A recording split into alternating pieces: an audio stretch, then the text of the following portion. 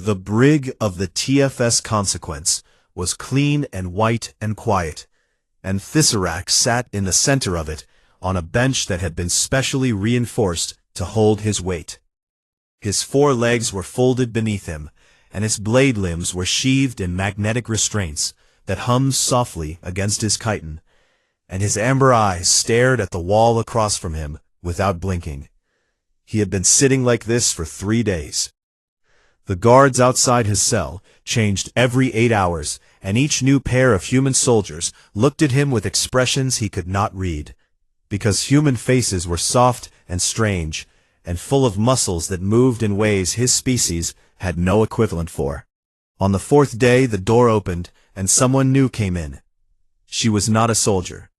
She was a small woman with brown skin and dark hair pulled back in a simple tie, and she wore civilian clothes and carried 2 cups, one of which contained a hot liquid that smelled bitter and earthy. "Name is Dr. Lena Marsh," she said, and she sat down on a chair across from him and placed one of the cups on the small table between them.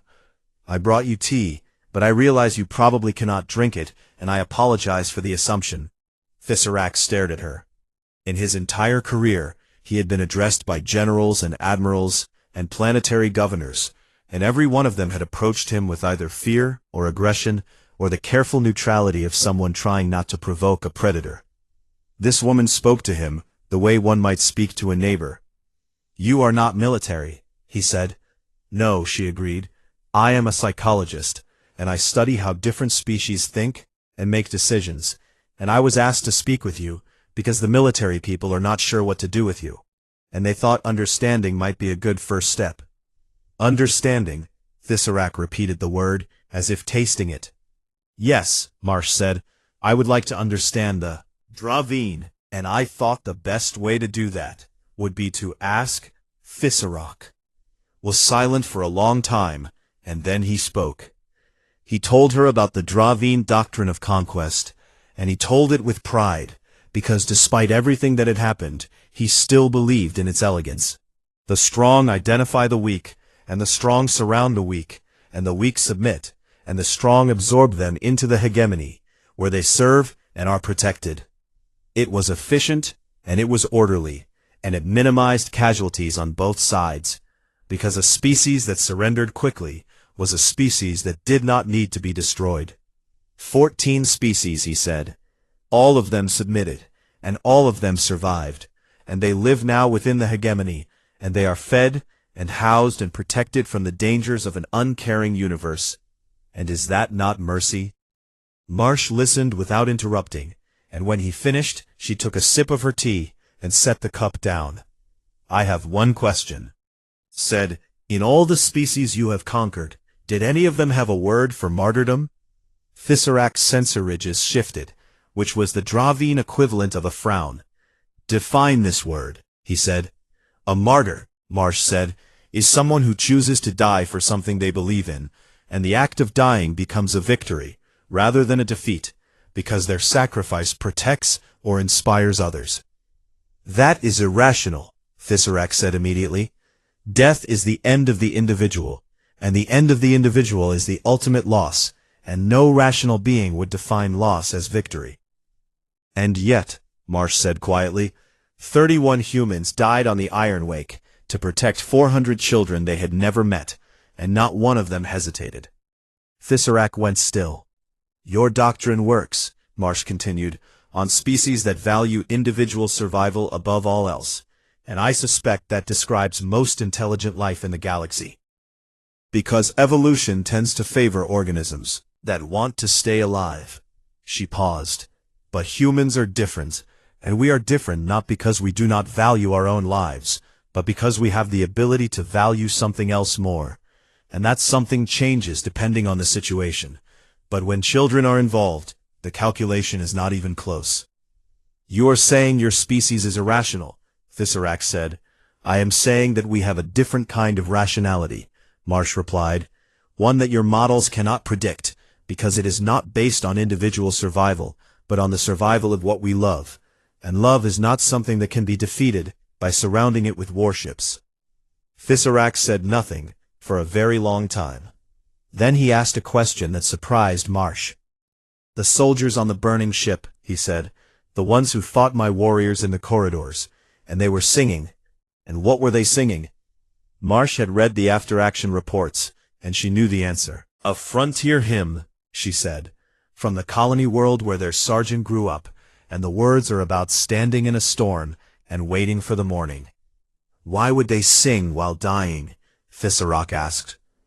"Because they were not dying," Marsh said. "They were holding the line." The diplomatic fallout from the Valeth Corridor incident moved faster than anyone expected.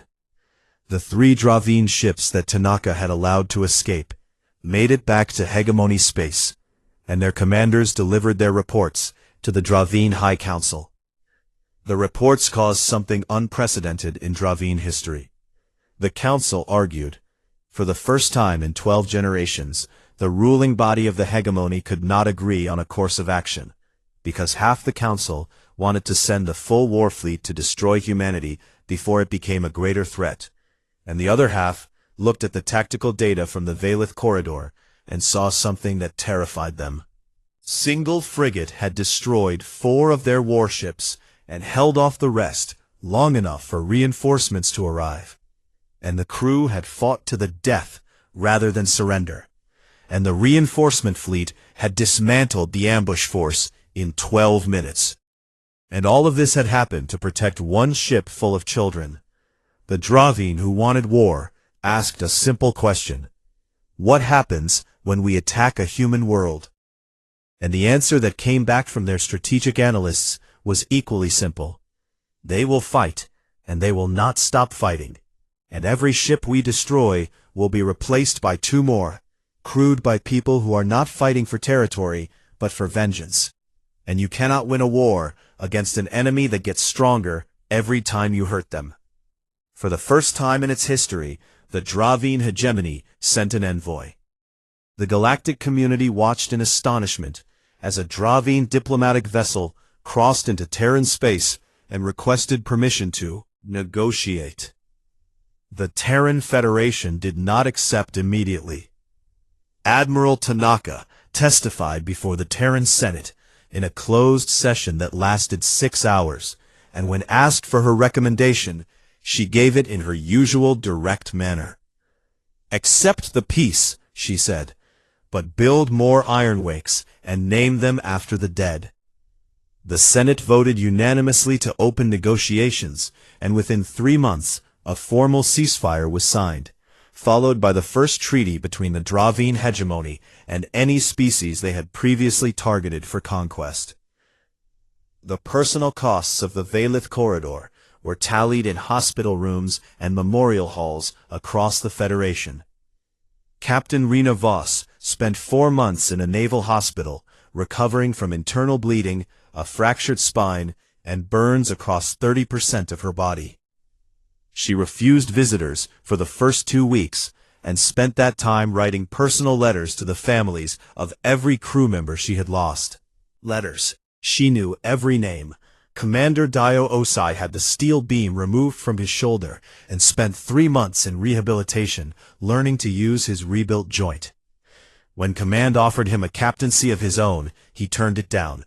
"Someone has to keep the next boss alive," he said, and the medical staff laughed, but he was not joking. Ensign Mara Keel was promoted to lieutenant and offered a posting at any station or ship in the fleet. She requested assignment to the Iron Wake's successor vessel, and when asked why, she said that she had started something on that ship, and she intended to see it through. Sergeant Tomas Reyes received the Terran Star of Valor at a ceremony attended by the Federation President and the full Admiralty. When the medal was pinned to his chest, a reporter asked him how it felt. Reyes said nothing. He looked at the 7 Marines standing beside him, the ones who had survived Corridor 7C, and he nodded once, and they nodded back, and that was all that needed to be said.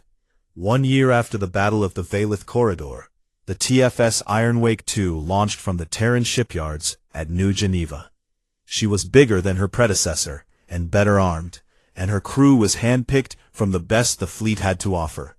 Captain Rena Voss stood on the bridge, and she was thinner than before, and she walked with a slight limp that the doctors said might never fully heal. But her eyes were the same, clear and hard, and alive. Beside her stood Commander Dio Osei with his rebuilt shoulder, and his calm, steady presence that made everyone around him believe that things would work out somehow. At the sensor station sat Lieutenant Mara Keel, with new scars on her hands, and a confidence in her movements that had not been there a year ago. Down on Deck 2, Sergeant Reyes ran his Marines through boarding drills, and the new recruits were terrified of him, and the veterans loved him. Groups would follow him into fire without hesitation. Above the command chair, a small bronze plaque was bolted to the bulkhead. It bore 31 names, and below the names a single inscription. 31 stood, so 400 could breathe. We do not forget. We do not forgive. We do not yield. Voss stood before the plaque and ran her fingers over the names, one by one. She lingered on each, and her lips moved silently, forming the names like a prayer, or a promise, or both. Then she turned and sat down in her chair and looked out at the stars. The Valith corridor stretched before them, quiet and dark, and no longer a place of ambush, because every species in the sector knew what had happened here and what it meant. "Helm," Captain Voss said. "Ready, Captain. Take us out." The Iron Wake 2 moved forward into the dock. The Terran 9th Rapid Response Fleet dropped out of hyperspace in a formation so precise that it looked like a single organism unfolding, rather than 42 separate warships arriving from faster-than-light travel.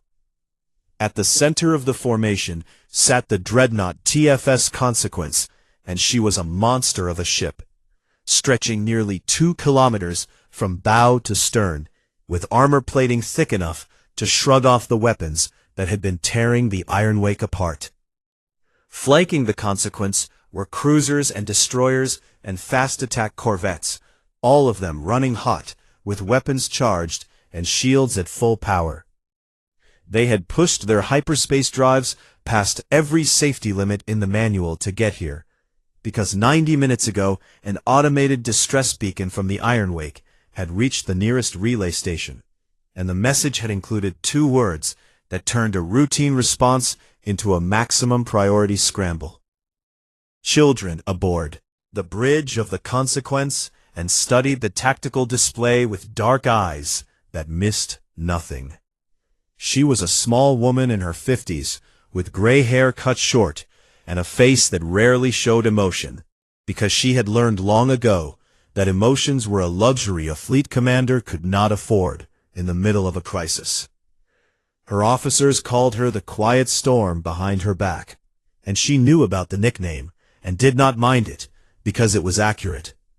She took in the scene in seconds. A burning Terran frigate locked in close combat with a Dravine destroyer. A drifting civilian transport surrounded by enemy warships. Weapons fire and debris fields, and the wreckage of several Dravine ships that told her someone on that frigate had been fighting like a demon. "Identify the frigate," she said. "TFS Iron Wake, Captain Rena Voss commanding," her tactical officer replied.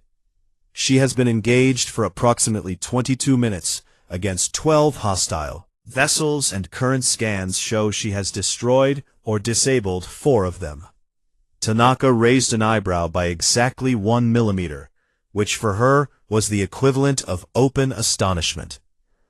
A single frigate had killed 4 warships from a 12-ship ambush fleet. She filed that away for later.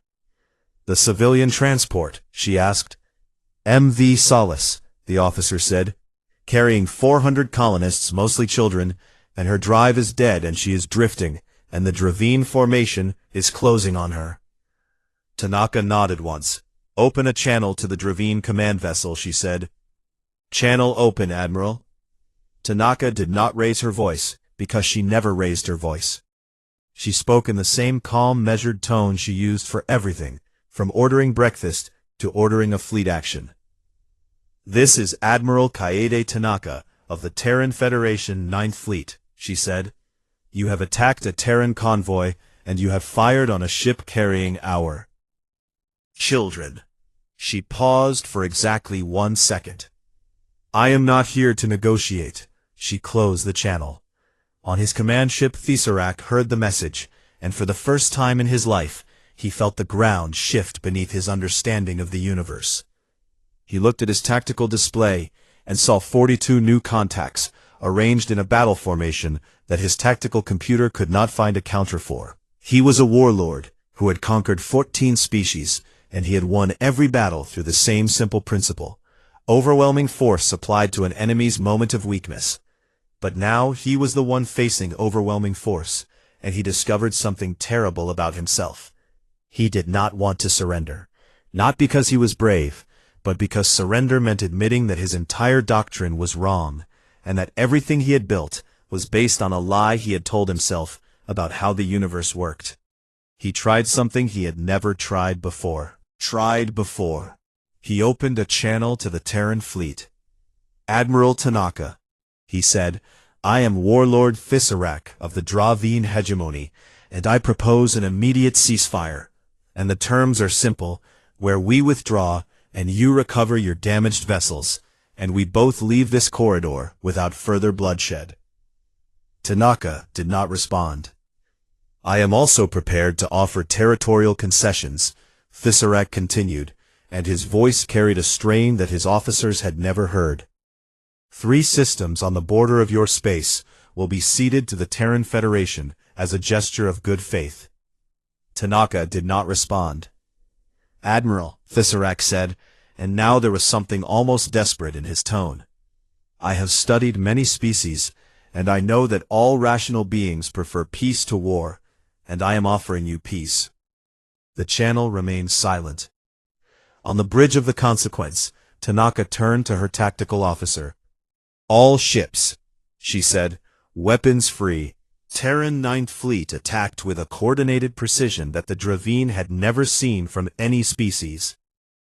The fleet split into wolf packs of 3 to 4 ships each, and each wolf pack targeted a single Dravine vessel with overlapping fields of fire that left no angle of escape. The cruisers rotated their shield arcs in a synchronized pattern, so that as one ship's forward shields weakened from enemy fire, another ship would slide into position to cover it while the first recharged. The electronic warfare ships flooded the Dravine communication frequencies with noise and false signals, and within 30 seconds the enemy fleet lost the ability to coordinate. Each Dravine ship was suddenly fighting alone, surrounded by enemies that moved like a single mind. The first Dravine warship died 40 seconds into the engagement, when 3 Terran destroyers caught it in a crossfire that collapsed its shields. And then a volley of heavy torpedoes broke its spine. Second died a minute later, when a Terran cruiser punched through its engine section with a sustained beam that melted the reactor containment, and the ship vanished in a flash of white light. Tesseract watched his fleet being dismantled, and he gave orders that were ignored because his ships could no longer hear him through the electronic interference. The 3rd and 4th Dravine ships tried to form up together for mutual defense, but a wolf pack of fast attack corvettes swept in from below and above simultaneously, and tore them apart with concentrated missile salvos. The 5th ship attempted to ram the Consequence in what Tesseract would later recognize as an act of desperation he had only ever seen from humans. The dreadnought swatted it aside with a broadside that reduced it to drifting wreckage. 12 minutes after the first shot was fired, 8 Dravine warships were destroyed. The remaining 4, including Tesseract's flagship, turned. Tanaka watched them flee on her display, and she made a decision that was as calculated as everything else she did. "Let 3 of them go," she told her tactical officer. "The 3 escorts, but not the flagship." "And the flagship, Admiral?" "Disable it," Tanaka said. "I want the warlord alive." 2 Terran cruisers ran down Tesseract's flagship and hit it with precision strikes that killed its engines and weapons without destroying the hull. The great ship drifted to a stop, and Terran Marines boarded it within minutes. Tesseract did not resist when they came for him.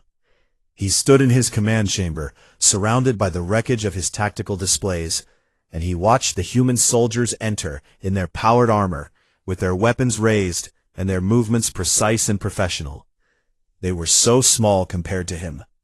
He could have killed several of them with his blade limbs before they brought him down.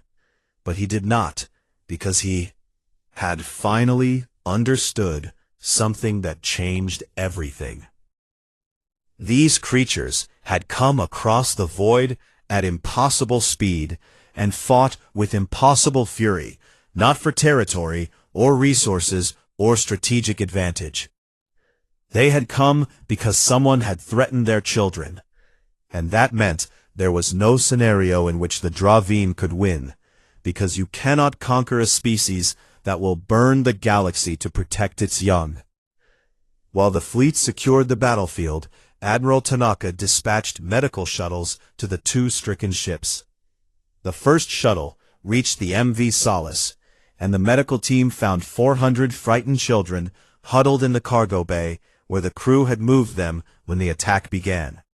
They were scared, and some were crying, but they were alive and unhurt. And when the Terran medics came through the airlock in their white suits, the children rushed toward them like a wave. A medic named Lieutenant Sarah Park knelt down, and a small girl grabbed onto her and would not let go. And Park held her and said it was going to be okay, and she meant it. The second shuttle docked with the Iron Wake, and what the rescue team found there would be talked about in the fleet for years.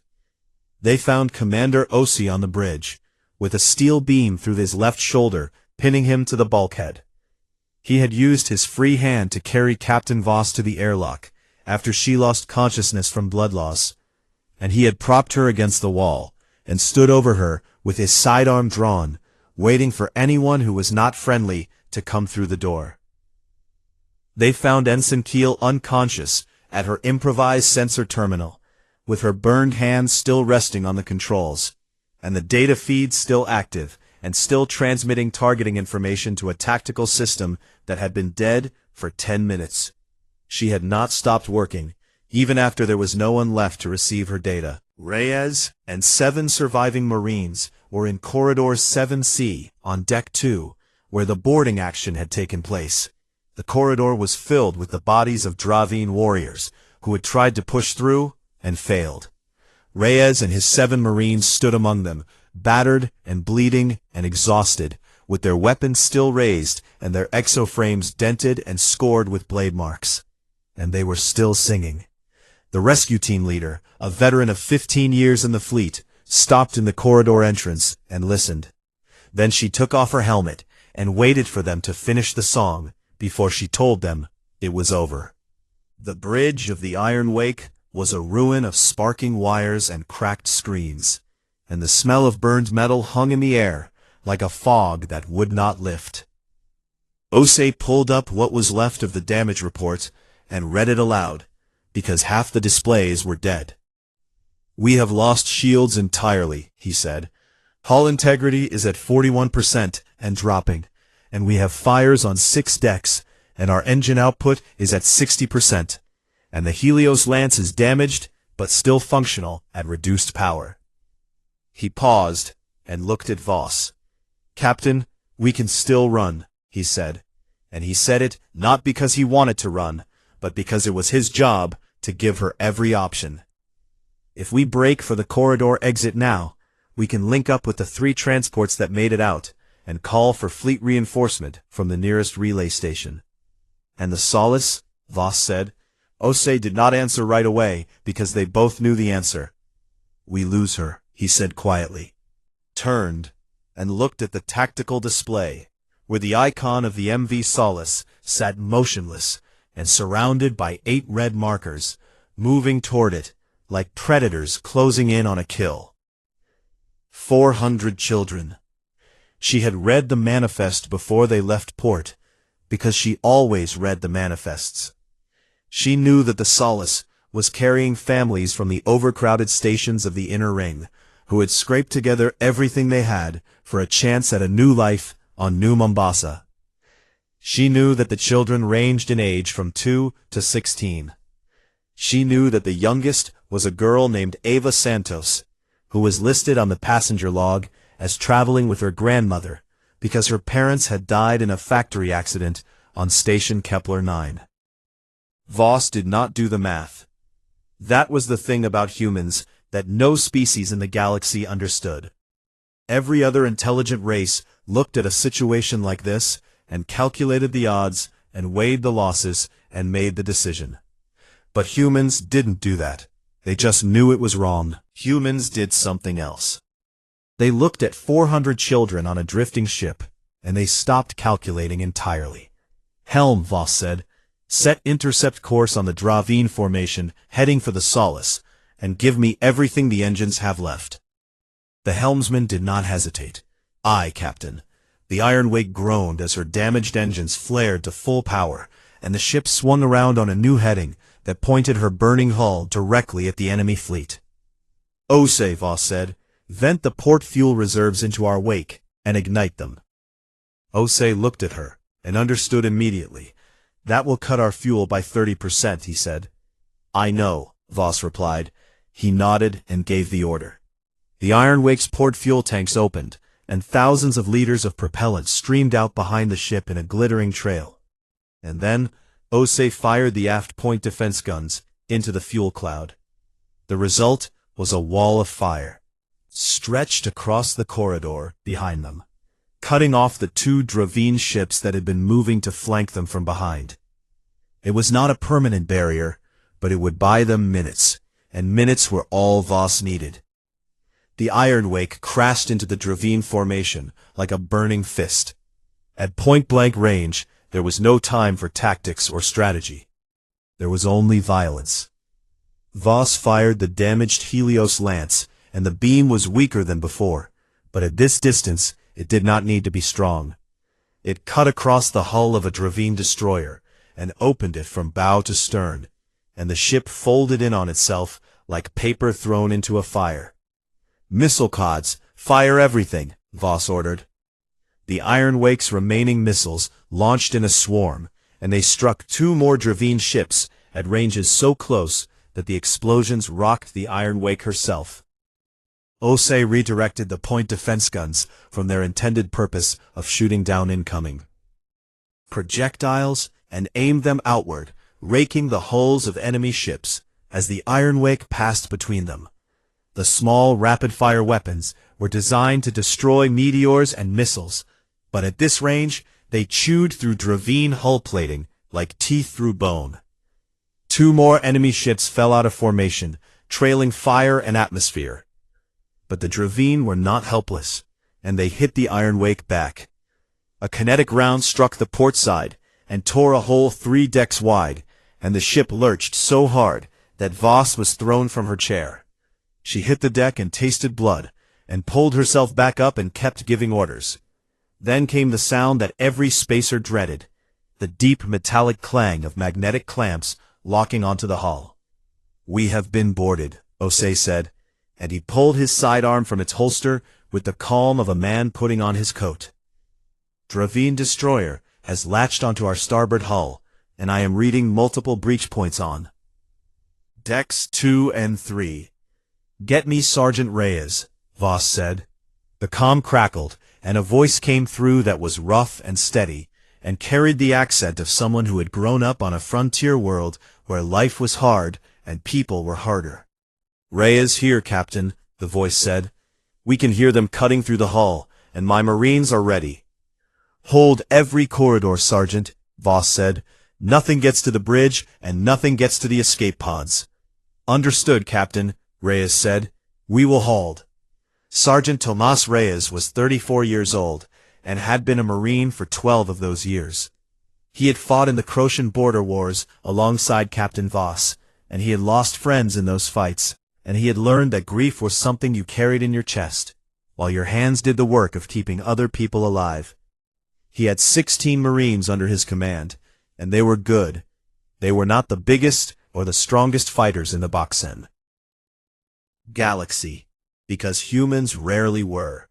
But they had something that the Dravine had never encountered. They had the willingness to fight in a burning ship with no hope of victory, simply because someone behind them needed protecting. The Dravine boarding party came through the hull breach on Deck 2 like a tide of iron and fury. They were terrifying creatures, standing 7 feet tall, on powerful legs, with natural armor that covered their bodies like plate mail, forged by evolution. Their upper limbs ended in blade-like appendages that could cut through steel, and their 4 eyes burned with the amber light of a species that had been apex predators since before they achieved sentience. There were 80 of them. They expected to find a broken crew cowering in the dark. Instead, they found Sergeant Reyes and his 16 Marines standing in the corridor in powered exoframes that hummed with energy and amplified their strength threefold. The corridor was narrow and filled with smoke from the fires raging through the ship, and the artificial gravity had failed, so everyone floated in 0G, anchored only by magnetic boots and handholds.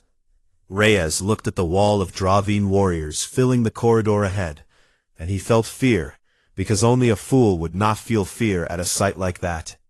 But fear was just a feeling, and feelings did not get to make decisions. He made decisions. "Marines," he said over the squad channel, "give them hell."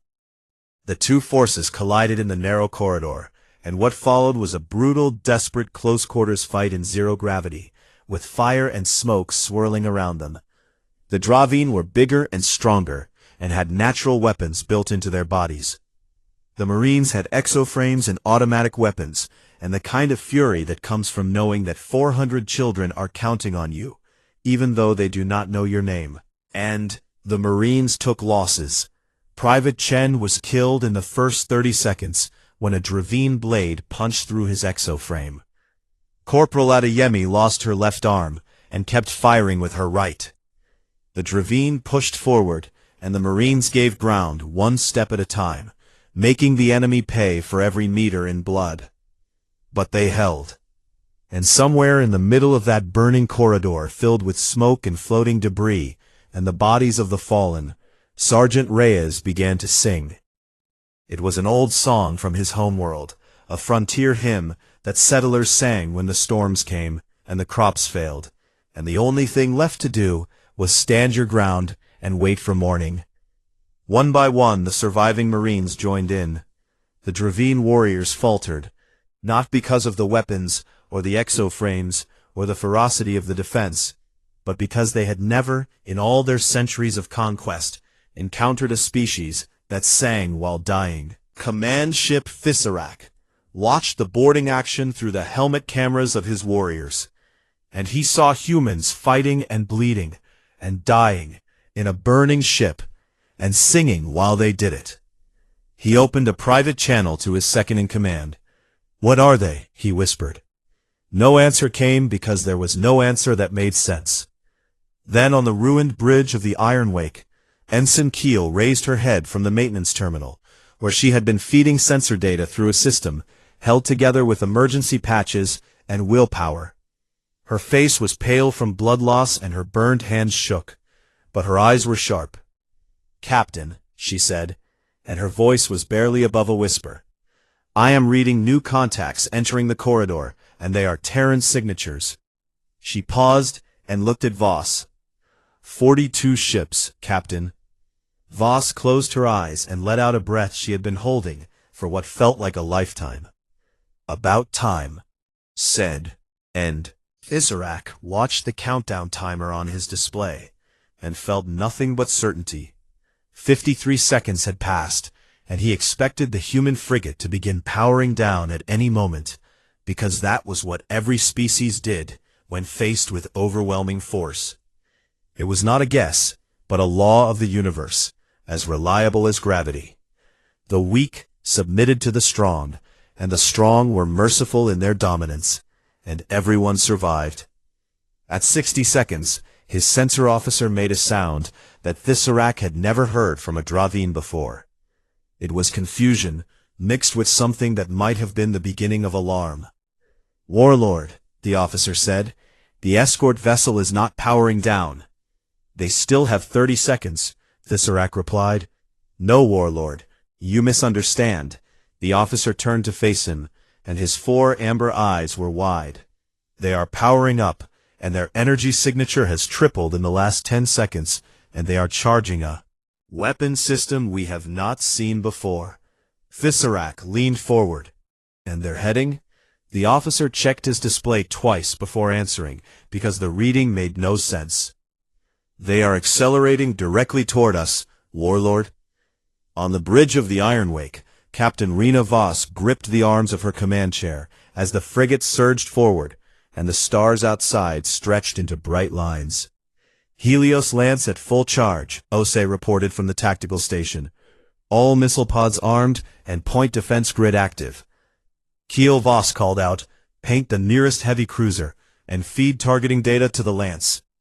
Target locked, Captain, Keel answered, and her voice was steady now, because there was no room for fear when your hands were busy doing the thing you were born to do.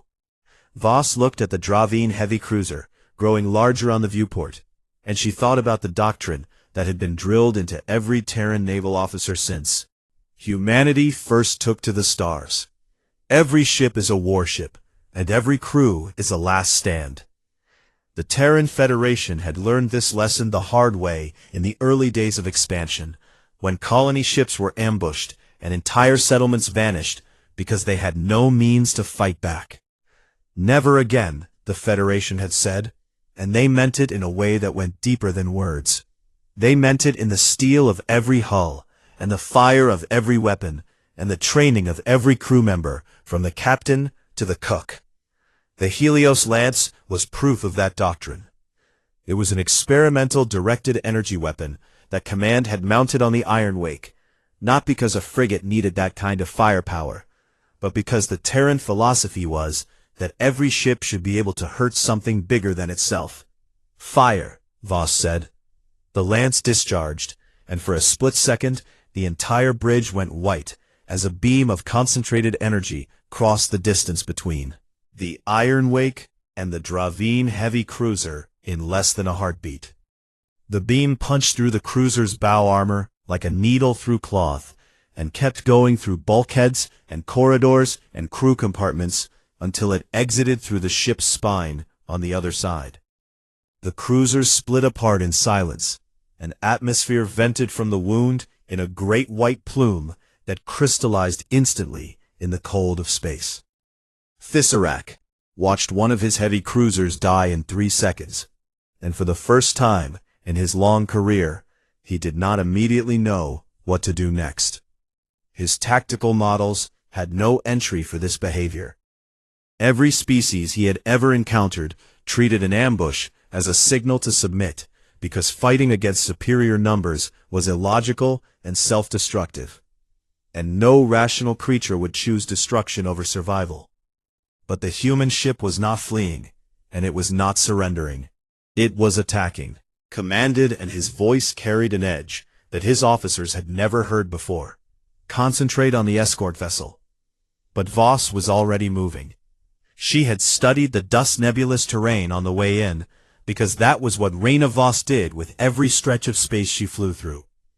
She mapped it, and she memorized it, and she filed away every pocket of dense gas, and every magnetic anomaly, and every navigational hazard as a potential weapon. Helm hard to port, she ordered. Take us into Grid 7 where the metallic dust concentration is highest.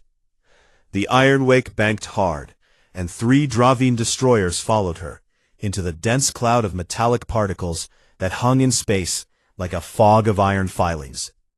Launch flare charges, Voss said. All batteries.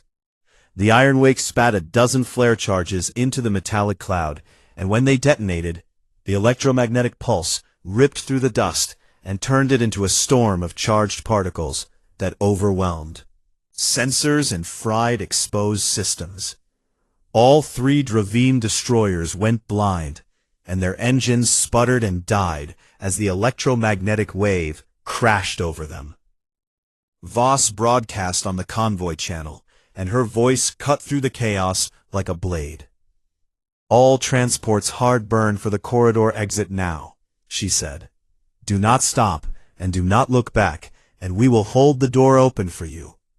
The 3 transport captains did not argue this time. They fired their engines and ran.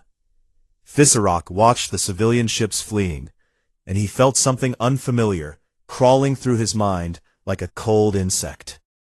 It was not fear, because Dravine warlords did not feel fear, but it was something close.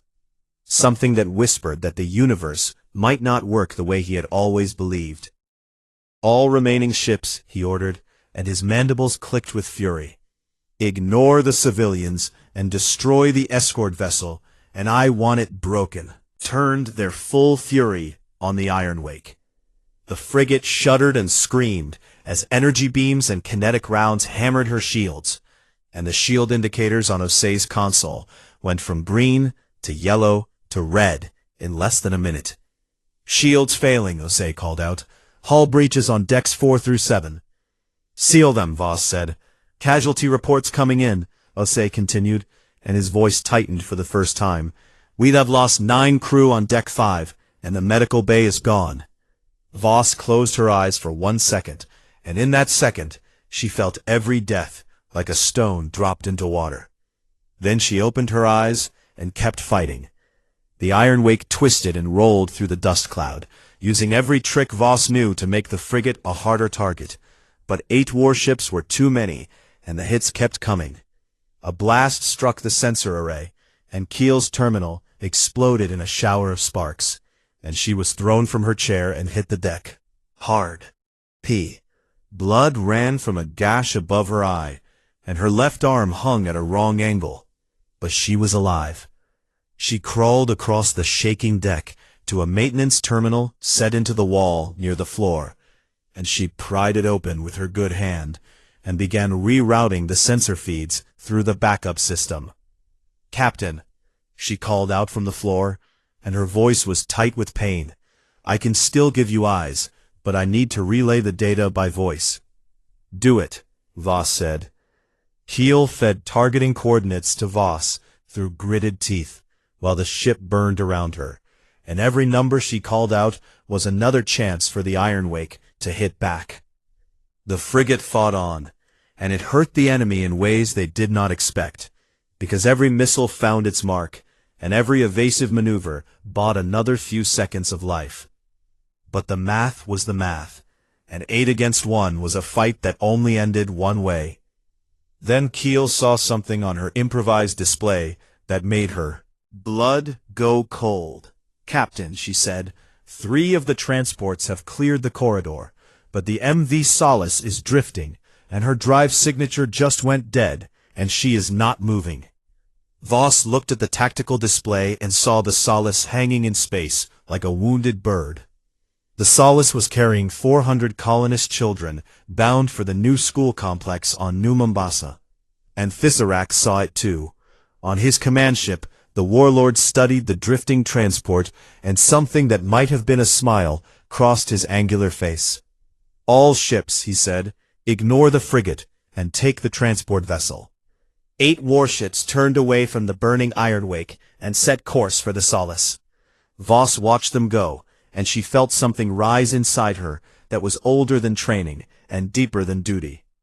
It was the thing that made humans what they were, the thing that every species in the galaxy would eventually learn to respect or to fear. Looked at Osei, and he looked back at her, and neither of them said a word, because there was nothing to say. They both already knew what came next.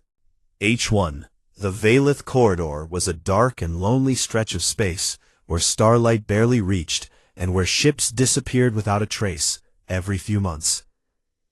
Captain Rena Voss stood on the bridge of the Terran frigate Ironwake and stared at the dust clouds swirling beyond the viewport like slow gray curtains hiding whatever lay behind them. She did not like this route. She had told Command as much when they gave her the escort mission, but Command had smiled and reminded her that the medical convoy needed to reach New Mombasa Colony within 6 days, and the Valeth Corridor cut the travel time in half. So here she was, leading 3 unarmed transport ships full of colonists and medical supplies through the most dangerous stretch of space on the frontier. Behind her, the bridge crew worked quietly at their stations, and the hum of the ship wrapped around them like a second skin. Lieutenant Commander Dio Osei, her first officer, stood beside the tactical console, with his arms folded, and his eyes calm as always. Osei never looked worried about anything, and Voss had learned over 3 years of service together that this was not because he lacked fear, but because he had made peace with it long ago. At the far end of the bridge, a young woman sat hunched over a sensor terminal, with her fingers dancing across the screen and her brow creased in concentration. Ensign Mara Keel was 22 years old, and this was her first deep space rotation. She had graduated top of her class in sensor operations, and had begged for a frontline posting instead of the comfortable orbital station her parents had wanted for her. Voss had read her file and liked what she saw.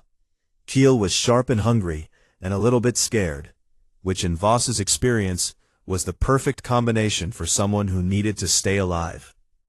"Captain," Keel said suddenly, and her voice carried a note of something between confusion and concern.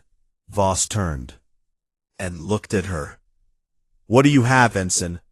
"I am picking up gravitational micro-ripples at bearing 274, Keel said, and she pulled up a display that showed faint wobbles in the space around them, like someone had dropped a pebble into a pond that should have been perfectly still. The automated system flagged it as background noise from the dust cloud, but I ran a secondary filter, and the pattern is too regular to be natural." Osei glanced at the display and raised an eyebrow. "Could be a dense mineral pocket in the nebula," he said. "Could be," Keel agreed, but she did not sound convinced. Voss walked over and studied the readings herself.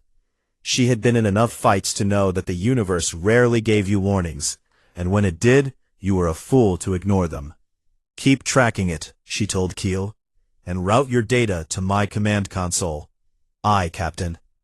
The convoy moved deeper into the corridor, and the dust clouds thickened around them until the transport ships behind the Iron Wake were visible only as blinking lights on the tactical screen. Voss opened a channel to the convoy. "All transports, this is Iron Wake Actual," she said. "Tighten formation and stay within our sensor umbrella." The transport captains acknowledged, and the 4 ships drew closer together like animals huddling against a storm they could feel but not yet see.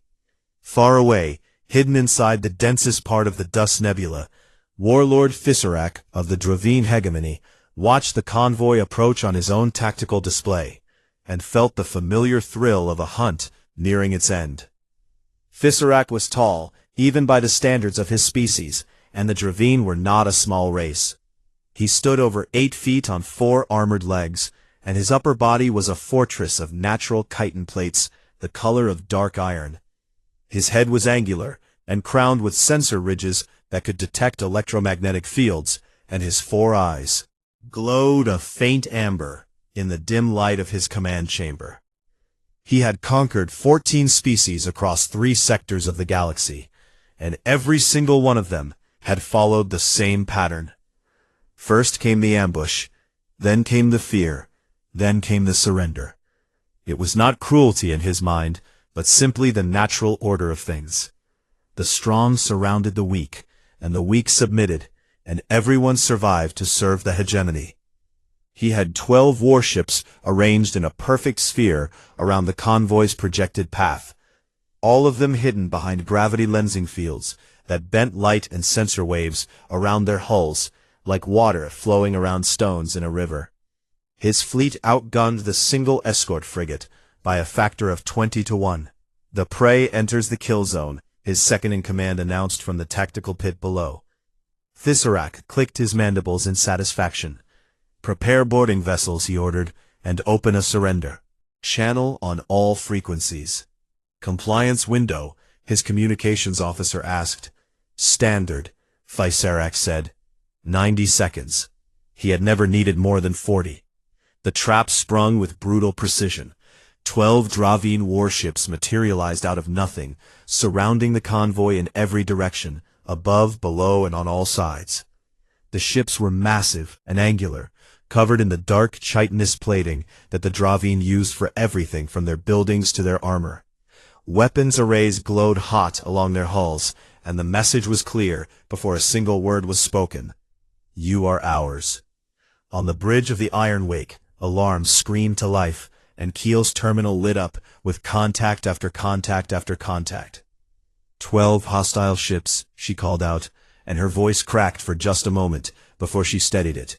They are everywhere, Captain.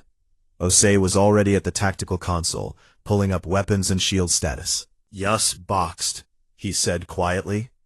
The convoy channel exploded with panic as the transport captains saw the warships appear around them. Ironwake, this is the MV Solace. We are reading 12 warships. What do we do? This is the Meridian. Oh God, they are everywhere. Please advise. We should surrender, Captain Voss. We have children on board. We cannot fight this. Then the Dravine broadcast came through on every frequency. Thisserac's voice was deep and resonant, translated into Terran Standard by the Universal Comm System. Attention convoy, he said. You are surrounded by the forces of the Dravine hegemony, and resistance is a mathematical impossibility. So I offer you mercy in the form of submission, and you will power down all systems and prepare for boarding, and you will be catalogued and processed, and your lives will be preserved as long as you comply. He paused. You have 90 seconds. The bridge of the Ironwake went quiet. Alarms still flashed, but the crew seemed to exist in a bubble of silence as every eye turned to Captain Voss. She stood at the center of the bridge and looked at the tactical display, where 12 red icons surrounded 4 blue ones like wolves around a campfire. The convoy captains were still pleading on the open channel, begging her to stand down, begging her to think of the civilians, begging her to be reasonable. Voss reached over and muted the convoy channel. The bridge went truly silent. She looked at Osei. Sound General Quarters, she said, and her voice was calm and steady, like a woman who had already made this decision a long time ago, and had just been waiting for the moment to arrive. Spin up the Helios Lance and bring all weapons online. Osei looked at her, and for just a second, something passed between them that was beyond words. Then he smiled.